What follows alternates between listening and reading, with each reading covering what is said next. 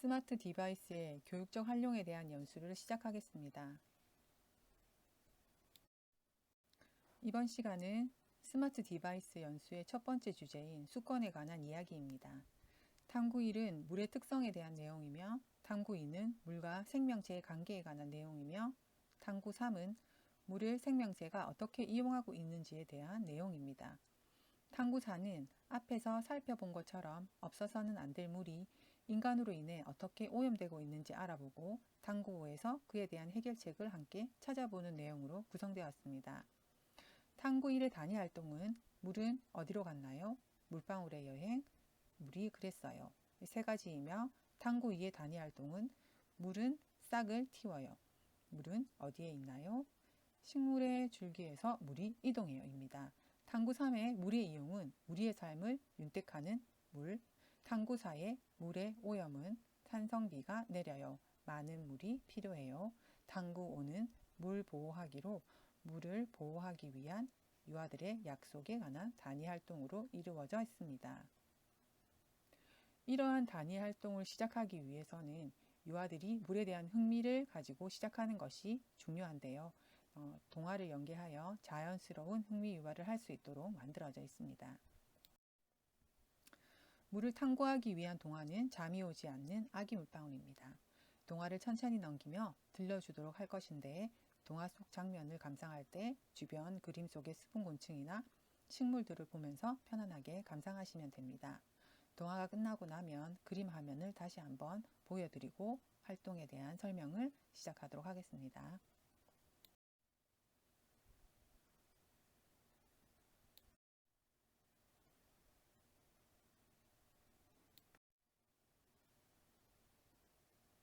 모두가 잠든 고요한 밤이었어요. 숲속 친구들은 새근새근 잠이 들었어요. 아기 물방울은 잠이 오지 않았어요. 양 100마리, 양 101마리, 잠이 안 와. 양을 200마리까지 세워도 아기 물방울은 눈이 말똥말똥하였어요.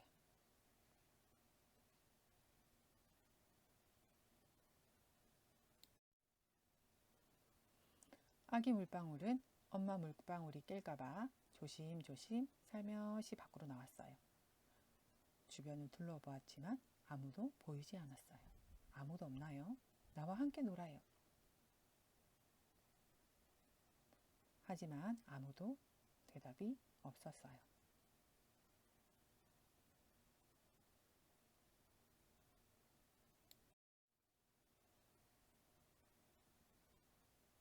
아기 물방울은 친구 물방울을 찾아보기로 했어요.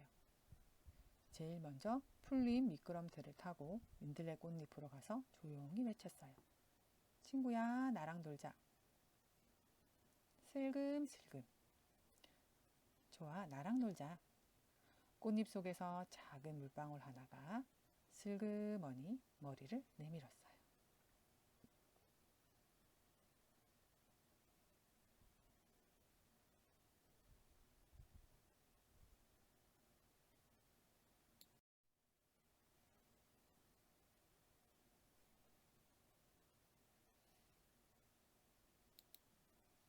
아기 물방울들은 손을 잡고 민들레 줄기를 타고 땅으로 도르르 굴러내려갔어요. 땅에는 장수풍뎅이 아저씨가 잠들어 있었어요. 친구야, 우리랑 놀자. 쏙. 아기 물방울들이 힘껏 외치자 장수풍뎅이 몸에서 아주 작은 물방울 하나가 쏙 하고 올라왔어요.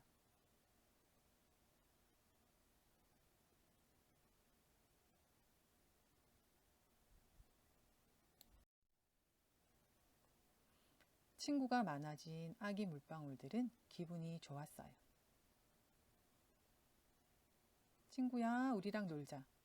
기분이 좋아진 아기 물방울들은 땅속으로 얼굴을 쑥 밀어놓고는 큰 소리로 외쳤어요. 그러자 흙 속에서 조용히 자고 있던 더 작은 아기 물방울이 땅 위로 퐁 하고 튀어 올라왔어요.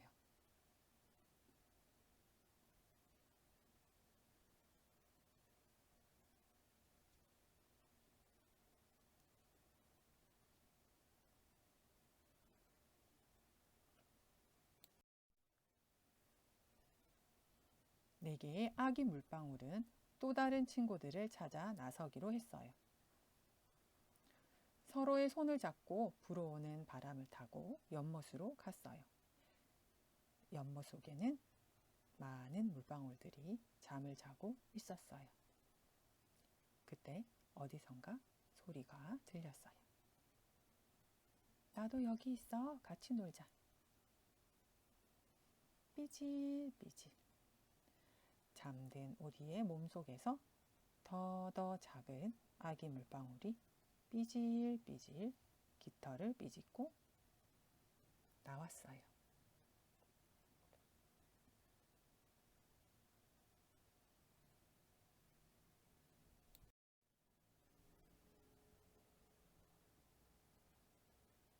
나뭇잎 뒤에서 나온 아기 물방울, 민들레 꽃잎에서 나온 작은 아기 물방울, 장수풍뎅이 몸에서 나온 아주 작은 아기 물방울, 땅속에서 올라온 더 작은 아기 물방울, 오리 몸속에서 나온 더 작은 아기 물방울.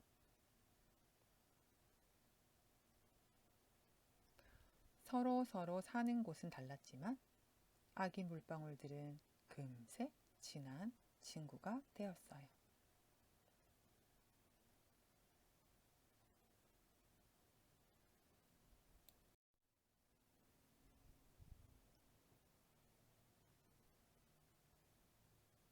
친구가 된 물방울들은 손을 잡고 신나게 돌아다녔어요. 넓은 숲속을 마음대로 돌아다닐 수 있다니 정말 신이 났어요. 아기 물방울들은 엄마 물방울들이 찾고 있는 줄도 모른 채 뛰고 구르며 신나게 놀았어요. 아가야, 어디 있니?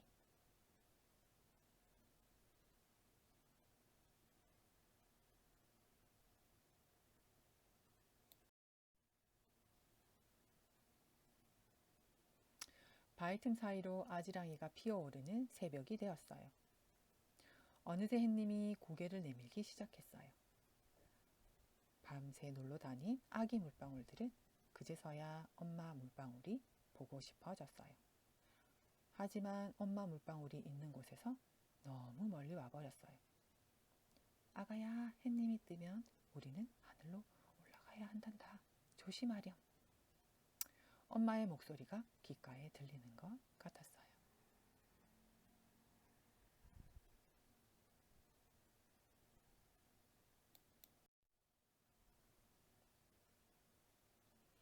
햇님이 더 밝게 비추자 아기 물방울들의 몸이 조금씩 흔들리기 시작했어요.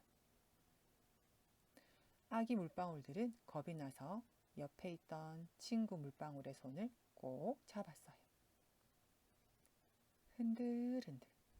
몸이 세게 흔들리더니 아기 물방울들은 점점 가벼워져서 땅 위로 올라갔어요.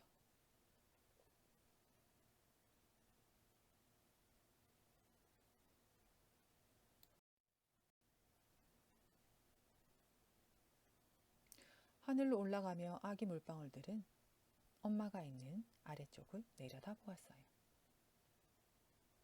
엄마 물방울들이 자신을 애타게 잡고 있는 모습이 보였어요.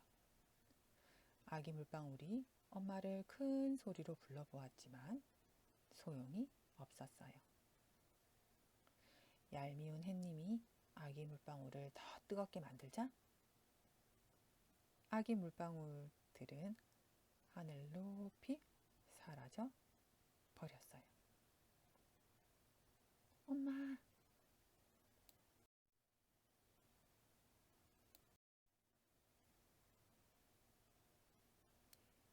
그림만 다시 한번 볼까요?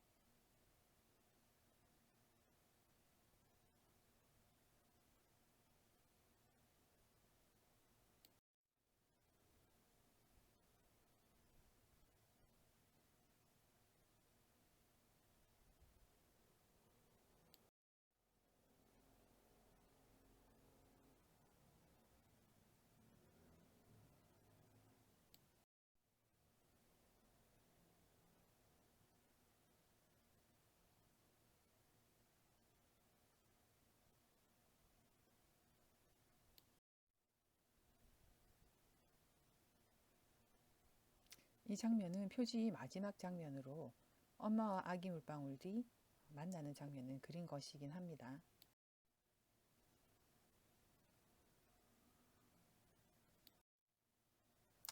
동화 잘 들으셨나요? 동화를 들을 때 어떤 느낌이 들었나요? 유아들이 동화를 보며 아기 물방울이 어디로 갔을까? 엄마와 만났을까? 어떡하지? 라는 생각이 가장 먼저 들 것입니다. 이러한 생각을 시작으로 엄마를 만나려면 어떻게 해야 할까? 엄마를 만났다면 어디에서 만났을까? 물방울이 처음 살고 있었던 장소에 정말 물이 있을까라는 의문을 가지도록 유도해 주시면 좋습니다. 탐구 1. 물의 특성의 세 가지 단위 활동은 무엇을 먼저 하든 상관없으며 유아들의 상황에 맞게 조정하시면 됩니다. 첫 번째 활동은 모래 위에 물을 사용하여 그림을 그리고 물이 모래 속에 남아있는지 확인하는 활동입니다. 모래에 물을 부으면 스며들고 겉면에 있는 물보다 모래 속에 있는 물이 오랜 시간 보관된다는 것을 발견하도록 유도하면 됩니다. 색깔과 촉감을 이용하여 젖은 모래라는 것을 알도록 하는 활동은 많이 하셨을 것입니다. 그러한 생각이 정말 맞는지 토양 수분 센서를 이용하여 유아들에게 증명해 보인다고 생각하시면 됩니다. 저희 반 유아들에게 사용하였을 때 와, 진짜 물이 있다 라고 말하는 유아들이 대부분이었습니다.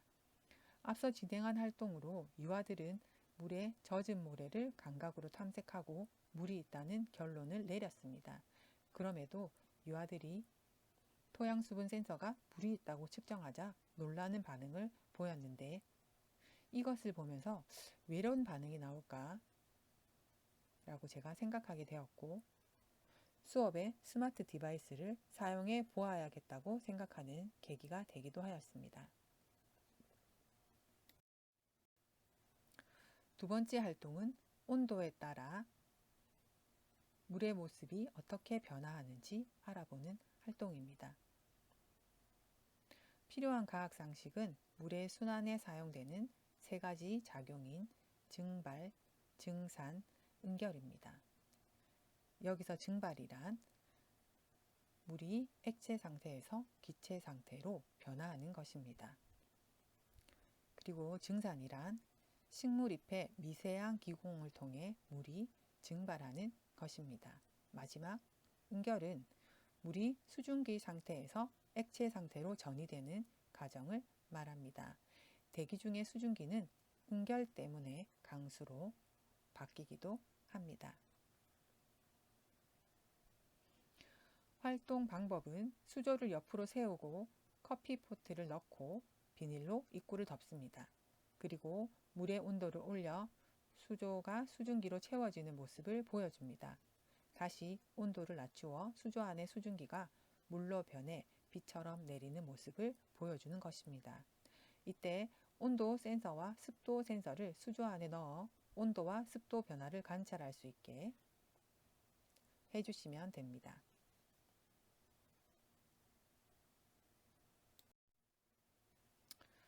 세 번째 활동은 물속에 미역, 소금, 모래를 넣고 관찰함으로써 물에 녹는 물질, 물로 인해 형태가 변화하는 물질, 물을 흡수하는 물질에 대해 유아들이 알아가는 것입니다. 이 활동은 복도나 수도시설 근처에 설치하여 조용한 활동과 조금 멀리 떨어져 설치하는 것이 좋으며 또 유아들이 자유롭게 탐색할 수 있도록 허용하는 것이 좋습니다. 여기서 교사가 알아야 할 과학적 상식은 용액, 물질이 물에 녹지 않는 이유 세 가지입니다. 용매란 용액을 만들 때 용지를 녹이는 액체를 말합니다. 물은 다른 용매에 비해 비교적 넓은 범위의 물질을 다량으로 녹일 수 있는 특성을 가지고 있습니다. 둘째, 용액이란 두 가지 이상의 물질이 골고루 섞이는 것을 말합니다. 용액은 소금물처럼 고체와 액체가 한 가지씩 섞여 있는 것뿐만 아니라 2가지 이상의 순수한 물질이 골고루 섞여 있는 혼합물을 말합니다.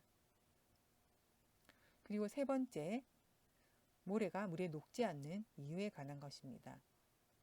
소금의 경우 새로 생긴 인력이 없어진 인력과 비슷하거나 조금 작으면 물에 잘 녹습니다. 반면 모래를 물에 녹이는 경우 새로 생기는 모래 분자와 물 분자 사이의 인력이 없어지므로 모래 분자끼리의 인력과 물 분자끼리의 인력보다 훨씬 작습니다. 이런 경우 물에 녹지 않는 현상이 나타납니다.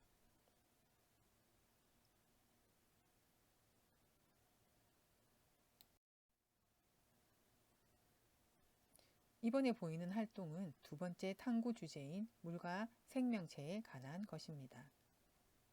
같은 환경에서 하나의 컵에는 물을 제공하고 나머지 하나의 컵에는 물을 제공하지 않는 상태로 씨앗의 발화 과정을 지켜보는 활동입니다.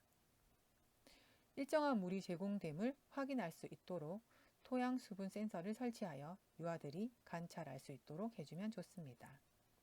이 활동에서의 주의점은 싹이 날 때까지 햇볕을 차단해야 하고 2개의 종이컵에 물을 제외한 환경을 동일하게 하는 것입니다. 햇볕을 차단하기 위해 뚜껑을 열지 않는 상태에서 수분 공급을 확인하기 위해 토양 수분 센서를 설치하고 관찰하면 됩니다.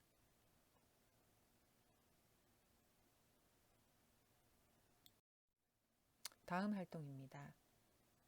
이것은 우리가 호흡하는 산소와 산소에 물이 포함되어 있음을 알도록 하는 활동입니다. 실내가 건조하면 호흡기가 건조해져 감기가 걸리기 쉽고 또 너무 습하면 곰팡이로 인한 호흡기 질병이나 피부 질환에 노출되는 등 공기 속에 포함된 물은 우리와 아주 밀접한 연관을 가지고 있습니다. 그러나 유아들은 공기 속의 물을 실제로 보거나 경험한 적이 없습니다. 따라서 유아들이 제습기를 만들어 공기 속 물을 모아봄으로써 물의 존재를 확인할 수 있게 하였으며 그로 인해 유아들이 우리 주변에 공존하고 있는 환경을 바르게 이해할 수 있게 도와줌으로써 그 중요성을 인식하고 환경을 보호해야겠다는 생각의 변화를 가져오게 해주는 것입니다. 실제 이 제습기를 만드는 활동에서 실험에 참여한 저희 반 유아들이 제습기 안에 물이 차는 것을 보고 정말 물이 생겼다며 주변 친구들을 모아 부르고 또 모여서 서로 토의하는 모습을 보았는데요. 지금까지 교사가 공기 중에 물이 있음을 동화나 이야기 나누기 그리고 다양한 활동들을 통해 알려주었었는데도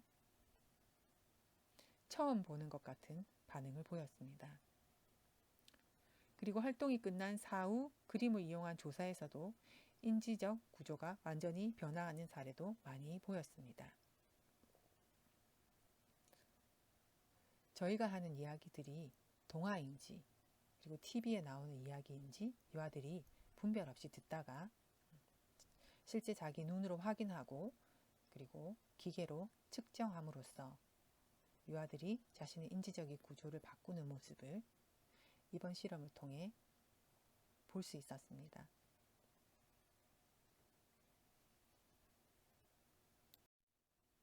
이 활동에서 교사가 알아야 할 과학적 상식은 제습의 원리 2가지입니다. 첫 번째는 염화칼슘이 공기 중의 물을 빨아들인다는 것입니다.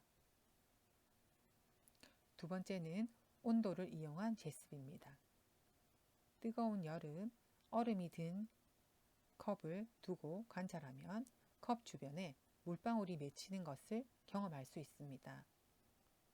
이것은 낮아진 온도가 주변의 수증기 상태로 존재하는 물을 물방울로 바꾸는 앞에서 알아본 응결과 같은 현상입니다.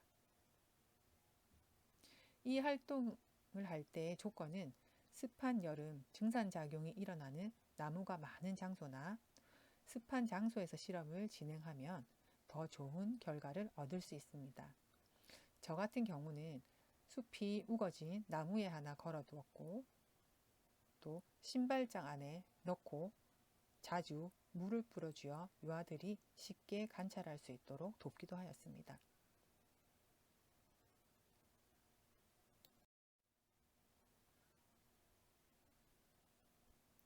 이번 활동은 식물이 어떻게 물을 흡수하는지 유아들의 눈으로 확인하고 실험을 통해 경험해보는 활동입니다. 이 실험에 필요한 과학적 상식은 근압과 모세혈관 현상입니다.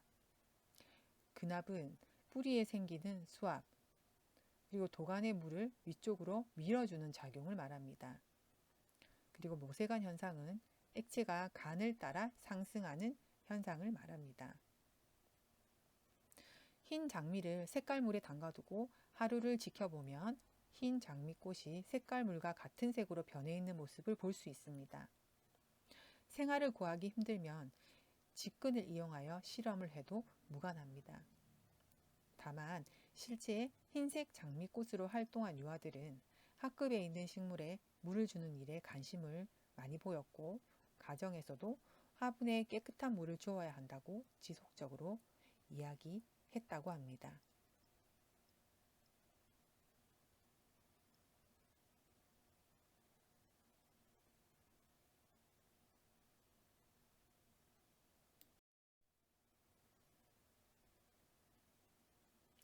이번 활동은 세 번째 탐구 주제인 물의 이용에 관한 것입니다. 물이 인간에게 천연 에너지로서 어떻게 사용되고 있는지를 알아보는 활동입니다. 페트병을 이용하여 물레방아를 만들고 실험해 보는 것이 가장 좋으나 여의치 않은 경우 간단한 방법으로 흐르는 수로에 강아지 풀을 넣어 강아지 풀이 돌아가는 모습을 보여주는 것도 좋은 방법입니다. 직접 실험하기 힘들 경우 물레방아 동영상을 보여주고 물의 위치 에너지가 운동 에너지로 바뀌는 것으로 인해 곡식이 빠지는 모습을 보여주는 것도 가능합니다. 이러한 경험들을 바탕으로 물이 천연 에너지로서의 가치를 가지고 있음을 알도록 할 수 있습니다. 한 가지 예시로 이 실험에 참여한 저희 반 유아는 수로의 강아지 풀을 계속적으로 돌려보며 물이 무엇인가를 움직일 수 있는 힘이 있는 존재로 인식하고 매우 놀랐으며 매일 바깥 놀이터에서 강아지 풀을 꺾어 물에 돌려보며 물이 힘이 제일 세, 물은 정말 강해 라고 이야기하는 것을 관찰할 수 있었습니다.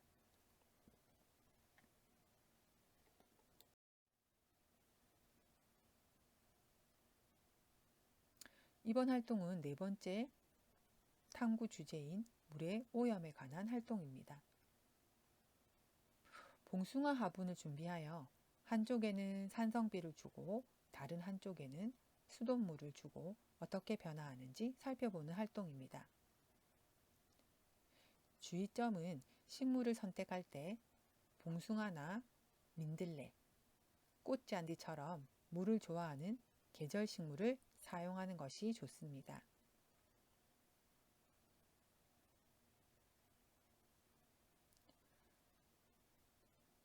이른 봄에 봉숭아 씨앗을 화분 2개에 심어 놓으면 한 달가량 지나며 꽃을 피우는 것을 볼 수 있습니다. 유아들이 직접 기른 식물에 실험을 하면 유아들의 흥미를 더 유발할 수 있고 관심을 더 유발할 수 있습니다.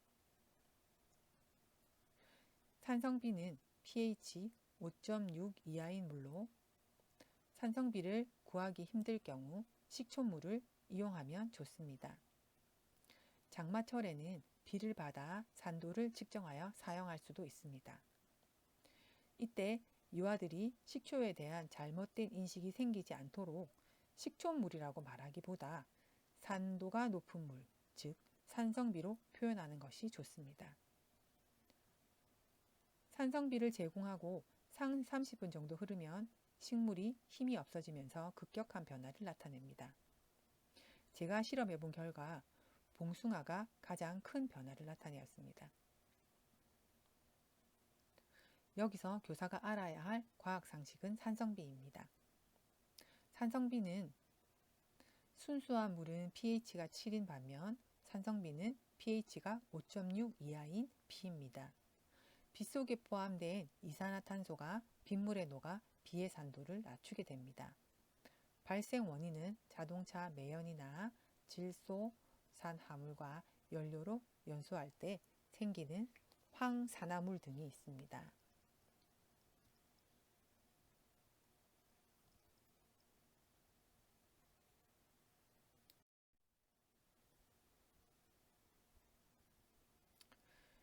이번 활동은 물의 자연정화 과정을 보여주는 활동입니다. 다 마신 우유팩을 물에 씻고 그 물을 다시 깨끗한 물로 되돌리기 위해 얼마나 많은 물이 필요한지 알아봄으로써 한 번 더러워진 물을 다시 돌리기 힘들다는 것을 이해해 보는 활동입니다. 더러워진 물에 50배 이상의 맑은 물이 있어야 다시 맑은 물로 되돌아갑니다. 유아들이 실험을 진행하면서 더러워진 물을 원래 상태로 되돌리기 매우 어렵다는 것을 몸으로 느끼게 하면 됩니다. 그 이후에 물을 정화하는 여러 가지 방법을 함께 생각해 보면 그 전보다 많은 흥미를 보이며 적극적으로 알아보는 모습을 볼 수 있습니다.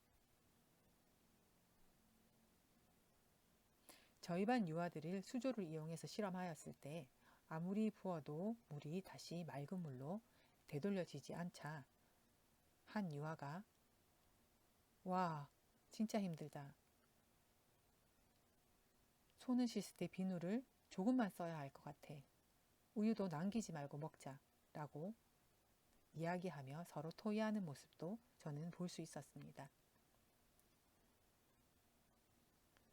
이 활동에서 교사가 알아야 할 과학 상식은 자정작용과 자연정화 식물의 종류입니다. 자정작용은 자연정화작용을 말하며 희석, 여과 침전, 미생물 분해로 인해 물이 스스로 정화되는 것을 말합니다. 자연정화 식물의 종류로는 지렁이, 박테리아, 불의옥잠 등이 있습니다.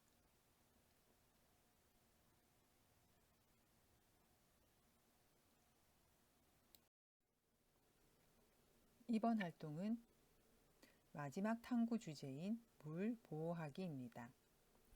지금까지 활동한 내용을 바탕으로 유아들이 물을 보호하기 위해 스스로 할 수 있는 약속을 정하고 실천해보는 활동입니다. 선생님들이 유아들이 생활에서 직접 실천할 수 있는 약속이 정해지도록 도와주시면 됩니다. 저희 반 유아들은 토의한 결과 양치할 때는 양치컵에 물을 받아서 사용하기, 가까운 거리는 걸어 다니기, 손을 씻고 수도 잠그기로 정해졌습니다. 다른 유아들 또한 이와 비슷하리라 생각됩니다. 이 활동에서 알아야 할 상식은 물의 오염 원인입니다. 수질 오염을 일으키는 원인이 되는 것으로는 공장 폐수, 산업 폐기물, 분뇨, 원자력 발전소나 화력 발전소 등에서 흘러나오는 더러운 물, 해저 유전의 원유 유출 사고 등이 있습니다. 그뿐만 아니라 농사 지을 때 쓰이는 비료나 농약, 일반 가정에서 쓰는 샴푸나 세제 따위도 물을 오염시키는 중요한 원인이 됩니다. 그런데 여기서 이러한 생활 폐수가 전체 오염의 42%를 차지하는 매우 높은 비율을 보이고 있습니다. 따라서 이러한 내용을 바탕으로 생활 속에서 물을 보호할 수 있는 약속으로 정해진다면 좋을 것 같습니다.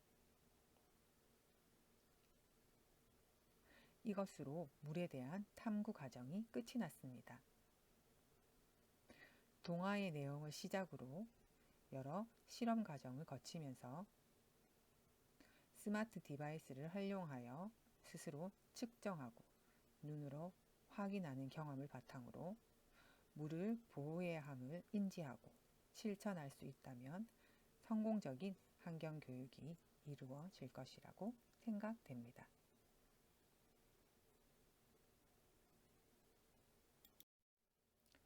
수고 많으셨습니다. 감사합니다.